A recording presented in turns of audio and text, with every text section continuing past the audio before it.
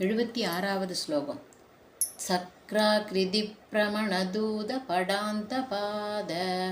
கார்தஸ்வராபசுபஜானு விஹாரயேக்ஷ லக்ஷ்மீதனோது நிதராமரவிந்தபாத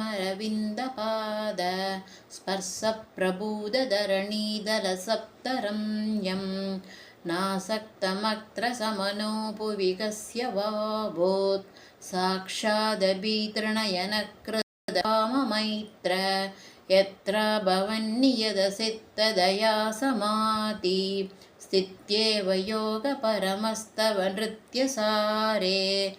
आनन्दपूर्णहृदये विशदात्मलीले माङ्गल्यसूचकमनोहरसारुशीले साञ्जल्यकर्पितशरीरविशेषणाङ्गे रङ्गस्थले जय जयेजिदजातरूपे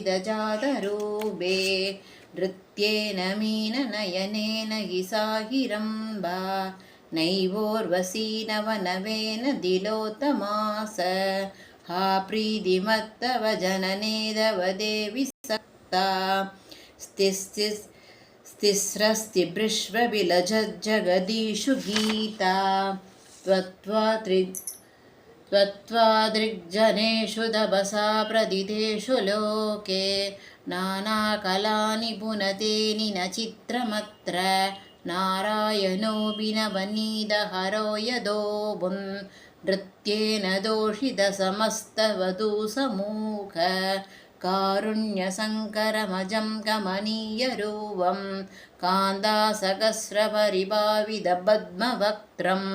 विप्राजिताखिलदिगन्धरचन्द्रमौळीं सन्तोषयन्तमनिशं गुरुदेवितोतै ताडङ्गपालनविपादविचित्रवर्ण विद्योदमानसगपोलविमोहितोऽयं तामेव नित्यमगजामदिसम्प्रहृष्टो